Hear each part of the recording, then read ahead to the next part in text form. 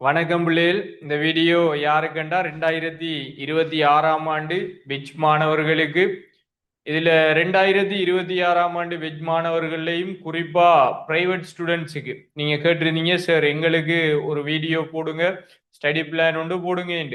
இப்ப நீங்க பிரைவேட் ஸ்டூடெண்டா ஒன்று ஸ்கூலுக்கு போகாம காலையில கிளாஸுக்கு போறாங்களா இருப்பீங்க, இல்லாட்டி ஸ்கூலுக்கு போகாம காலையில வீட்டுல இருக்கிறாங்களா இருப்பீங்க. ரெண்டு கேட்டகரியிலையும் இருக்க போறீங்க. ஸோ யாருண்டாலும் சரி, ரெண்டு பேருக்கும் தான் இந்த வீடியோ. அதே மாதிரி ஸ்கூலுக்கு போறாக்களுக்கும் இதுல நீங்க ஐடியாக்களை எடுத்துக்கொள்ளலாம். இப்ப இதுல ஸ்கூலுக்கு போறாக்கள்ற பெனிஃபிட் என்னதுண்டா, அவங்க ஸ்கூலுக்கு போவாங்க, ஸ்கூல்ல நல்ல கட்டிக்கார புள்ள வரும், அந்த புள்ள ஒரே படிச்சுட்டு இருக்கும், அந்த புள்ளைய பார்க்கக்குள்ள ஒரு வயிற்றெரிச்சல், அதுதான் சொல்ற மோட்டிவேஷன். ஒரு வயிற்றெரிச்சல்ல சாதாரணமா இருக்கிற புள்ள நல்லா படிக்கிற புள்ளைய பார்த்து படிச்சு கொண்டிருக்கும். அதே மாதிரி 3 மாசத்துக்கு ஒருக்கா டேர்ம் எக்ஸாம் நடக்கும், டேர்ம் எக்ஸாம்ல குறைய வந்துடும், மன அழுத்தத்திலேயே படிக்க வேண்டிய தேவை இருக்கும். பக்கத்துல இருக்கிற புள்ள கூட எடுத்திருக்கும், அந்த புள்ளைய விட கூட எடுக்கணும்ன்றதுக்காகவே இந்த அடுத்த பிள்ளைகள் கூட எடுக்க வேண்டிய தேவை இருக்கும். அது கூடுதலா பொம்பளை பிள்ளைகள் இருக்கும். கொடிய மறைச்சல் நேரம் கணக்கெடுக்க மாட்டீங்க, இருந்தாலும் ஏ லெவல் வந்தா கணக்கெடுக்கத்தாண்டா வேணும், ஏ லெவல் வந்தா கணக்கெடுக்கத்தான் வேணும். ஸோ பொம்பளை பிள்ளைகளுக்கு கூடுதலான அப்படி எண்ணங்கள் எல்லாம் இருக்கும். ஸோ அந்த பாட்டி எப்படியோ ஒரு விதத்துல ஸ்கூலுக்கு போய் மோட்டிவ் ஆகி கொண்டே இருப்பாங்க. அதே மாதிரி ஸ்கூலுக்கு போனா படிக்கத்தான் வேணும்.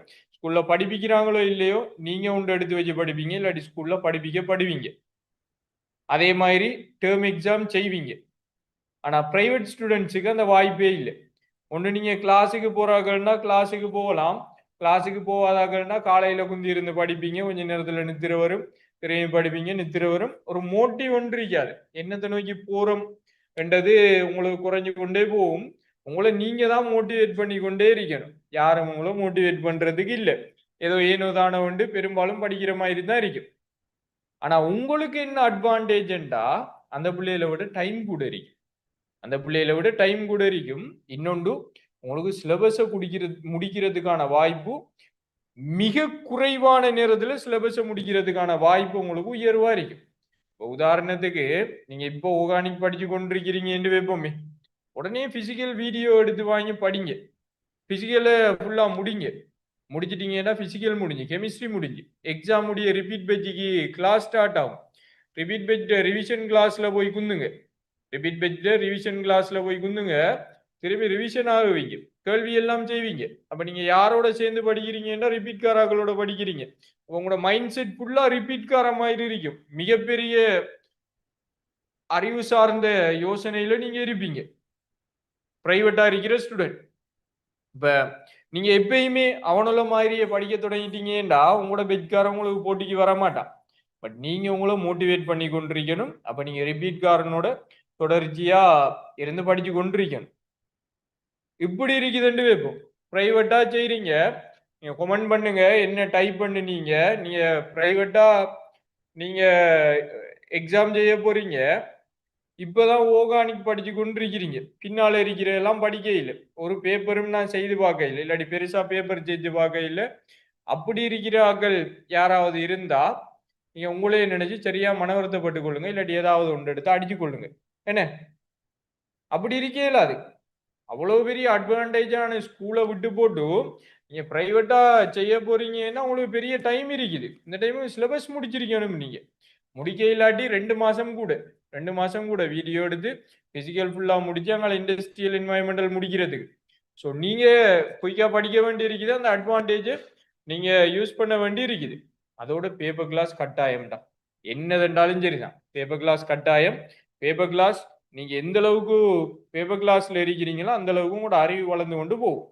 ஸோ பேப்பர் கிளாஸ் இல்லாத யாரும், பேப்பர் கிளாஸ் இல்லாத யாரும் பேப்பர் கிளாஸ் இல்லாம இருக்க வேணாம். ஒரு பேப்பர் கிளாஸ்ல போய் ஜாயின் ஆகுங்க, யாரெண்டாலும் சரிதான், யாரெண்டாலும் சரிதான். ஒரு பேப்பர் கிளாஸ்ல போய் ஜாயின் ஆகுங்க. அது மட்டும்தான் அவங்களுக்கு கடைசி வரைக்கும் கை கொடுக்கும். சரிதானே? அதே மாதிரி இப்ப ஸ்கூல் ஸ்டூடெண்ட்ஸை பார்த்து நீங்க ஒன்று அவங்கள மாதிரி மோட்டிவாகி ஒர்க் பண்ணி கொண்டிருக்கலாம். அவங்க என்னத்தை பார்த்து மோட்டிவ் ஆகுவாங்க? டேர்ம் பேப்பரை பார்த்து மோட்டிவ் ஆகுவாங்க. ஸோ இல்லாட்டி நீங்க என்ன செய்யலாம்டா, டேர்ம் பேப்பரை செய்யலாம். இப்போ தேர்ட் டேர்ம் நடக்குதுண்டா எஃப்டபிள்யூசி, ஒன்று ஸ்கூல்ல போய் செய்யுங்க, இல்லாட்டி உங்களோட டியூஷன்ல செய்யுங்க. கேட்டு செய்யுங்க. ஒரு இடத்துல பிரைவேட்டா கிளாஸ் போறீங்க தானே, அப்ப தேர்ட் டேர்ம் பேப்பர் எடுத்து செய்யுங்க. செஞ்சு மார்க்ஸை பாருங்க. எக்ஸாம் செஞ்சா தானே விளங்கும் நீங்க எந்த லெவல்ல இருக்கிறீங்க என்று. மத்த பேப்பர் தேவையில்லை. அந்த சும்மா கிளாஸ்ல தர சின்ன சின்ன பேப்பர் அப்படி இல்லை. இது பப்ளிக்கா கொமனா இருக்கிறது. கம்பேர் பண்ணலாம் எல்லா பிள்ளைகளையும். நாடளாவிய ரீதியில ஒப்பிடலாம். நாடளாவிய ரீதியில ஒப்பிடலாம். எஃப்டபிள்யூசி வித்தியாசமா தான் வரும். அதுக்காக அந்த பேப்பரை அவாய்ட் பண்ணிடலாம். அது நாங்க அவாய்ட் பண்ணிடலாம். ஃபிஃப்த் டேர்ம் அவாய்ட் பண்றதுல நியாயம் இருக்குது. ஃபோர்த் டேர்ம் எக்ஸாமுக்கு நெருங்கக்குள்ள அவாய்ட் பண்றது நியாயம் இருக்குது. தேர்ட் டேர்ம் அவாய்ட் பண்ண இயலாது. ஸோ எக்ஸாம் செய்யணும். நீங்க என்றைக்கு எக்ஸாமுக்கு பயப்படுவீங்களோ நீங்க ஃபைனல் பேப்பர் எக்ஸாம் செஞ்சுக்க மாட்டீங்க. எனக்கு தெரியும் இந்த பிரைவேட் பார்ட்டி தான் கூடுதலா வித்ட்ரோ பண்றது. எக்ஸாம் போக மாட்டீங்க. பயம் பயம் பயத்துண்டா பயம் இருந்தா எப்படி நீங்க எக்ஸாமுக்கு போய் குந்த போறீங்க செய்ய போறீங்க. ஸோ முதல்ல பயத்தை இல்லாமாக்குங்க. அப்படி என்ன எக்ஸாமை போய் செய்யுங்க. சரியா? இதான் உங்களுக்கு ஆக முக்கியம். உங்க எக்ஸாம் செய்யறது, நேரத்தோட சிலபஸ் முடிக்கிறது. நீங்க சாக்கு போக்கெல்லாம் சொல்லவே இல்லாது. இவ்வளவு நாளா போயிட்டு இனி முடிக்க இயலாது, கிளாஸுக்குள்ள இப்படி இப்படி போகுது, ஸ்லோவா போகுது. அதெல்லாம் அந்த காலத்துல இந்த டைனோசர் காலத்துல கழிச்சு கொள்ளுங்க. இது டிஜிட்டல் யுகம். எங்க தொட்டாலும் வீடியோ வாங்கி படிச்சுக்கலாம். எங்க தொட்டாலும் வீடியோ வாங்கி படிச்சுக்கலாம். ஸோ தேர்ட் டேர்முக்கு ரெடி ஆகுங்கோ, சிலபஸை குயிக்காக முடிங்கோ. அதே மாதிரி டெய்லி ஒர்க் அவுட் பண்ணுங்க. டைம் போடுங்க. டைமை போட்டு டைம் டேபிள் போட்டு படிங்க. டைம் டேபிள் போட்டு படிக்காம நீங்க ஒரு நாளுமே சாதிக்க இயலாது. ஒரு நாளைக்கு 3 பாடத்துக்கும் 3 டைம் ஒதுக்குங்க. முன்னுரிமை கொடுங்க. ஒவ்வொரு பாடத்துக்கும் முன்னுரிமை கொடுங்க. சம விகிதத்தில். பிசிக்ஸ் பிடிக்குமென்றதுக்காக பிசிக்ஸை ஃபுல்லா படிக்கிற இல்லை. கெமிஸ்ட்ரி பிடிக்குமென்றதுக்காக கெமிஸ்ட்ரியை ஃபுல்லா படிக்கிற இல்லை. பயாலஜி பிடிக்குமென்றதுக்காக பயாலஜியை ஃபுல்லா படிக்கிற இல்லை. ஒன்று படிச்சவங்களுக்கு மார்க்ஸ் வராது. 3ஐயும் படிக்கணும். சம விகிதத்தில் படிக்கணும். ஓகேயா?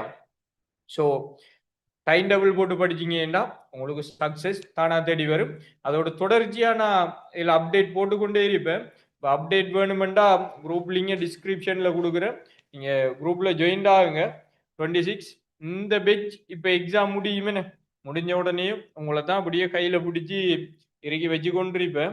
நான் கேட்பேன், பெரும்பாலான இந்த மாணவர்களா இருப்பீங்க இதுல. நான் கேட்பேன் உங்களுக்கு தேர்ட் டேர்ம் மார்க்ஸ் என்னண்டு. ஸோ தேர்ட் டேர்ம் மார்க்ஸ் நீங்க தொப்போவை இல்லாட்டியும் மினிமம் 50 குறைய எடுத்துடாதீங்க. 50 குறைய எடுத்துடாதீங்க. ஸோ 50 குறைய எடுத்துட்டீங்கன்னா நீங்க நிறைய ஒர்க் பண்ண வேண்டி இருக்கு. ஏன்னா எக்ஸாமுக்கு இன்னும் இவ்வளவு காலம் இருக்குது. 9 மாசம் தான் இருக்குது. சரியா? ரைட். அடுத்த வீடியோவில் சந்திக்கிறேன்.